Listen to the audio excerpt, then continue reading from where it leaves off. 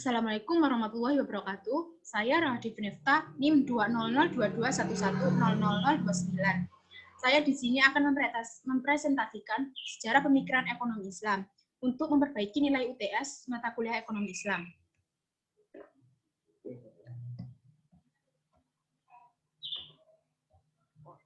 Sistem ekonomi dan kebijakan fiskal pada masa Rasulullah. Pendahuluan. Ekonomi berkaitan dengan perilaku manusia yang didasarkan pada landasan serta prinsip-prinsip yang menjadi dasar acuan. Ilmu ekonomi Islam sebagai sebuah studi ilmu pengetahuan modern baru yang muncul pada tahun 1970-an. Akan tetapi, pemikiran tentang ekonomi Islam telah muncul sejak Islam itu diturunkan melalui Nabi Muhammad SAW.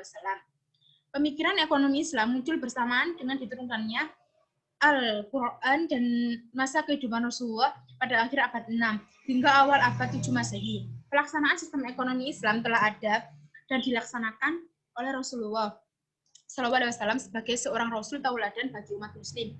Bahkan bangsa Arab telah terkenal sebagai bangsa pedagang sebelum periode Rasulullah SAW. Setelah masa itu, banyak sarjana muslim yang memberikan kontribusi karya pemikiran ekonomi. Karya-karya mereka sangat berbobot yang memiliki argumentasi religius dan intelektual yang kuat pula serta didukung oleh fakta empiris. Istilah ekonomi syariah dalam wacana pemikiran ekonomi Islam kontemporer kerap diidentifikasi dengan sebagai sebutan yang berbeda. Ada yang menyebutnya dengan istilah ekonomi Islam, ekonomi ilahiyah, atau ekonomi Qurani. Bahkan ada pula yang menyebutnya ekonomi rahmatin lil alamin. Perbedaan istilah ini sekaligus menunjukkan bahwa istilah ekonomi Islam bukanlah nama baku dalam terminologi Islam, termasuk kebijakan fiskal yang merupakan kebijakan yang mempengaruhi anggaran pendapatan dan belanja negara atau APBN. Kebijakan fiskal dapat diartikan sebagai langkah pemerintah untuk membuat perubahan-perubahan dalam sistem pajak atau dalam pembelanjaan. Dalam konsep makro disebut dengan government expenditure. Tujuan kebijakan fiskal dalam perekonomian adalah tercapainya kesejahteraan sebagai adanya benefit maksimal bagi individu dalam kehidupan, terutama ditujukan untuk mencapai alokasi sumber daya secara efisien, stabilisasi ekonomi, pertumbuhan, dan distribusi pendapatan serta kepemilikan. Lahirnya kebijakan fiskal dalam dunia Islam dipengaruhi oleh banyak faktor. Salah satunya karena fiskal merupakan bagian dari instrumen ekonomi publik. Untuk itu, faktor-faktor seperti sosial, budaya, dan politik include di dalamnya. Tantangan Rasulullah sangat besar di mana beliau dihadapkan pada kehidupan yang tidak menentu, baik dari kelompok internal maupun kelompok eksternal. Kelompok internal yang harus diselesaikan oleh Rasulullah yaitu bagaimana menyatukan antara kaum Ansor dan kaum Muhajirin pasca hijrah dari Mekah ke Madinah atau Yastrib. Sementara tantangan dari kelompok eksternal yaitu bagaimana Rasul mampu mengimbangi rongrongan dan serbuan dari kaum kafir Quraisy. Pembahasan 1. Sistem ekonomi masa Rasulullah. Kehidupan Rasulullah SAW dan masyarakat muslim di masa beliau adalah teladan yang paling baik implementasi Islam, termasuk dalam bidang ekonomi. Pada periode Makkah, masyarakat muslim belum sempat membangun perekonomian, sebab masa itu penuh dengan perjuangan untuk mempertahankan diri dari intimidasi rongrongan Quraisy. Barulah pada periode Madinah, Rasulullah memimpin sendiri membangun masyarakat Madinah, sehingga menjadi masyarakat sejahtera dan beradab.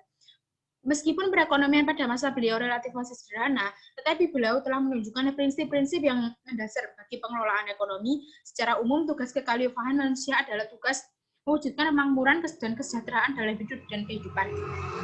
Rasulullah SAW membuang sebagai besar tradisi dan nilai-nilai yang bertentangan dengan ajaran Islam dari seluruh aspek kehidupan masyarakat muslim. Kondisi negara baru yang dibentuk ini tidak diwarisi sumber keuangan sedikit pun, sehingga sulit dimobilisasi dalam waktu dekat. Karenanya Rasulullah SAW segera meletakkan dasar-dasar kehidupan masyarakat, yaitu A. Membangun masjid sebagai Islamic Center, B. Menjalin ukhuwah Islamiyah antara kaum Muhajirin dan kaum Ansor, C. Menjalin kedamaian dalam negara, D. Mengeluarkan hak dan kewajiban bagi warga negaranya, E. Membuat konstitusi negara, dan F. Meletakkan dasar-dasar keuangan negara. Setelah menyesuaikan masalah politik dan konstitusional, Rasulullah SAW mengubah sistem perekonomian dan keuangan negara sesuai dengan ketentuan Al-Quran. Prinsip-prinsip kebijakan ekonomi yang dijelaskan Al-Quran adalah sebagai berikut. A. Allah Subhanahu wa Ta'ala adalah penguasa tertinggi sekaligus pemilik absolut seluruh alam semesta. B. B. Manusia hanyalah khalifah Allah Subhanahu wa taala di muka bumi, bukan pemiliknya sebenarnya. Semua yang dimiliki dan didapatkan manusia adalah seizin Allah Subhanahu wa taala. Oleh karena itu, manusia yang kurang beruntung mempunyai hak atas sebagian kekayaan yang dimiliki manusia lain yang lebih beruntung. Kekayaan harus berputar dan tidak boleh ditimbun. Eksploitasi ekonomi dalam segala bentuknya, termasuk riba, harus dihilangkan. Menerapkan sistem warisan sebagai media retribusi kekayaan dan menetapkan kewajiban bagi seluruh individu termasuk orang-orang miskin. Yaitu dalam Quran surah Al-Jaziyah ayat 13. A'udzu billahi minasy syaithanir rajim. Bismillahirrahmanirrahim. Wa sakhkhara lakum ma fis samawati wa ma fil ardi jami'an minhu. Inna fi dzalika laayatin liqaumin yatafakkarun. Yang artinya, dan Dia telah menentukan untukmu apa yang di langit dan apa yang di bumi semuanya sebagai rahmat daripadanya. Sesungguhnya pada yang demikian itu benar-benar terdapat tanda-tanda kekuasaan Allah bagi kaum yang berpikir. Kebijakan fiskal pada masa Rasulullah. Kebijakan fiskal dan keuangan mendapat perhatian serius dalam perekonomian Islam sejak awal. Dalam negara Islam, kebijakan fiskal merupakan salah satu perangkat untuk mencapai tujuan atau syariah yang dijelaskan Imam Al-Ghazali, termasuk meningkatkan kesejahteraan dengan tetap menjaga keimanan, kehidupan intelektualitas, kekayaan, dan kepemilikan. Di awal masa pemerintahan Rasulullah, negara tidak mempunyai kekayaan apapun karena sumber penerimaan negara hampir tidak ada. Dengan adanya Perang Badar pada abad kedua, negara mulai mempercayai pendapatan dari 1/5 rampasan perang, ghanimah.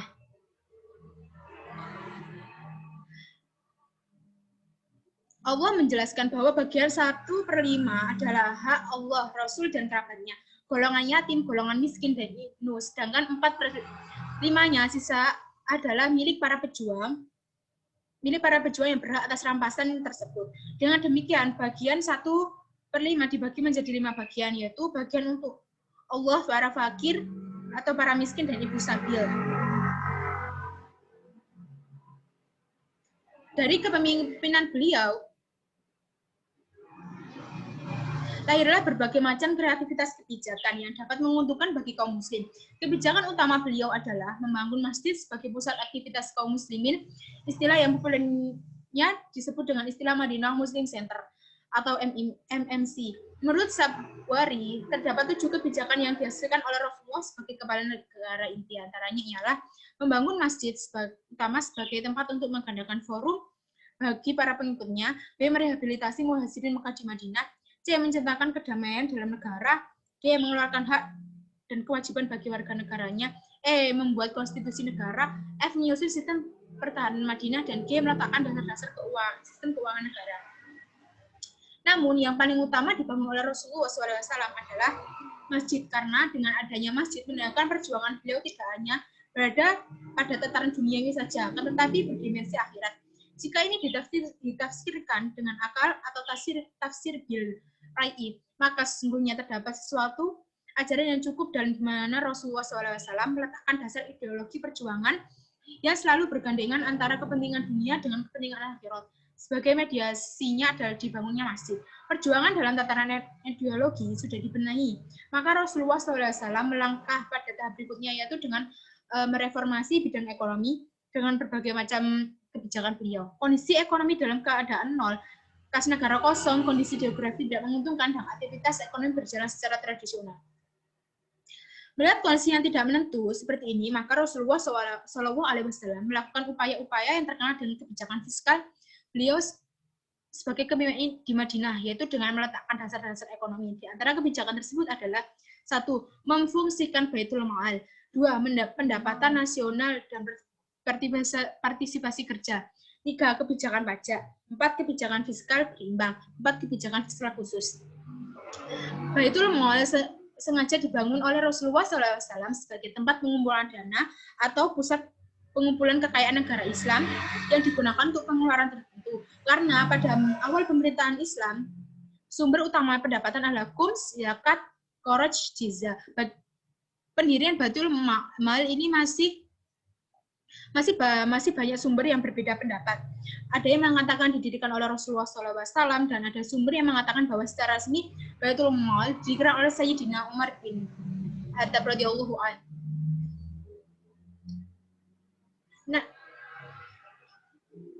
B. Pendapatan nasional dan partisipasi kerja. Salah satu kebijakan Rasulullah SAW dalam pengaturan perekonomian yaitu meningkatkan pendapatan dan kesempatan kerja dengan memperkerjakan kaum muhajirin dan ansor. Upaya tersebut tentu saja menimbulkan mekanisme distribusi pendapatan dan kekayaan sehingga meningkatkan permintaan agregat terhadap output yang diproduksi. Di sisi lain, Rasulullah membagikan tanah sebagai modal kerja. Kebijakan ini dilakukan oleh Rasulullah SAW karena kaum muhajirin dan ansor keahliannya bertani dan hanya pertanian satu-satunya pekerjaan yang menghasilkan. C. Kebijakan pajak. Kebijakan pajak ini adalah kebijakan yang dikeluarkan oleh pemerintah muslim berdasarkan jenis atau jumlahnya. Misalnya jika terkait dengan pajak tanah, maka tergantung dari produktivitas dari tanah tersebut atau juga bisa didasarkan atas zonnya. D. Kebijakan fiskal berimbang. Untuk kasus ini, pada masa pemerintah Rasulullah SAW dengan metode hanya mengalami sekali defisit neraca anggaran belanja yaitu setelah terjadinya Fathul Makkah, namun kemudian kembali membaik surplus adalah setelah Perang Hunain. Kebijakan fiskal khusus. Kebijakan ini dikenakan dari sektor volunteer, sukarela, dengan cara meminta bantuan muslim kaya. Jalan yang ditempuh yaitu dengan memberikan pinjaman kepada orang-orang tertentu yang baru masuk Islam serta menerapkan kebijakan intensif. Kebijakan pemasukan dari muslim. 1. Zakat. Zakat adalah salah satu dari dasar ketetapan Islam yang menjadi sumber utama pendapatan di dalam suatu pemerintah Islam pada periode klasik. Sebelum diwajibkan zakat, bersifat sukarela dan belum ada peraturan khusus atau ketentuan hukum. Peraturan mengenai pengeluaran zakat muncul pada tahun ke-9 Hijriah ketika dasar Islam telah kokoh. Usur adalah biaya impor yang dikenakan kepada semua pedagang, di mana pembayarannya hanya sekali dalam 1 tahun dan hanya berlaku terhadap barang nilainya lebih dari 200 dirham. 3. Wakaf. Wakaf adalah harta benda yang didedikasikan kepada umat Islam yang disebutkan karena Allah Subhanahu wa taala dan pendapatnya akan didepositokan di Baitul Mal. 4. Anwal fadlah. Anwal fadlah berasal dari harta benda kaum muslimin yang meninggal tanpa ahli waris atau berasal dari barang-barang seorang muslim yang meninggalkan negerinya. 5. Nawaib. Nawaib yaitu pajak yang jumlahnya cukup besar yang dibebankan kepada kaum muslimin yang kaya dalam rangka menutupi pengeluaran negara selama masa darurat. Dan ini pernah terjadi pada masa Perang Tabuk. 6. Zakat fitrah. Zakat fitrah ini diwajibkan bagi kaum muslim dalam 1 tahun sekali sebagai pembersih harta yang mereka miliki. 7. Kums. Kums adalah karun atau temuan. Kums adalah berlaku pada periode sebelum Islam.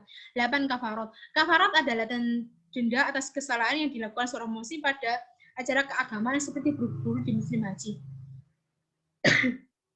Kebijakan pemasukan dari non-muslim. 1. Jizah. Jizah adalah pajak yang dibayarkan oleh orang non-muslim, khususnya ahli kitab sebagai jaminan perlindungan jiwa, properti ibadah, bebas dari nilai-nilai dan tidak wajib militer. 2. Karoj. Karoj adalah pajak tanah yang dipungut dari kaum non-muslimin ketika kaiber didahulukan. 3. Usur. Usur adalah biaya impor yang dikenakan pada semua pedagang. Dibayar hanya sekali dalam setahun dan hanya dilakukan terhadap barang yang nilainya lebih dari 200 dirham. Kebijakan pengeluaran pemerintah. Pada zaman Rasulullah SAW, pengeluaran negara antara lain diarahkan untuk penyebaran Islam, pendidikan dan kebudayaan, pengembangan pengetahuan, pembangunan infrastruktur, pembangunan armada perang, dan penjaga keamanan, serta penyediaan layanan kesejahteraan sosial.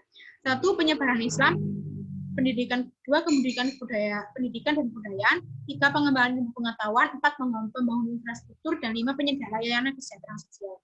Penutup. Nabi Muhammad SAW menjabat sebagai kepala negara Madinah, kemudian merubah sistem ekonomi dan keuangan negara sesuai dengan ketentuan Al-Quran. Rasulullah SAW membentuk lembaga Baitul Mal, yaitu semua hasil penipuan kekayaan negara dikumpulkan terlebih dahulu dan kemudian dikeluarkan sesuai dengan kebutuhan negara. Pemasukan negara berasal dari karas, zakat, ziyah, dan penerimaan lainnya seperti kafarah dan harta waris yang tidak dimiliki waris.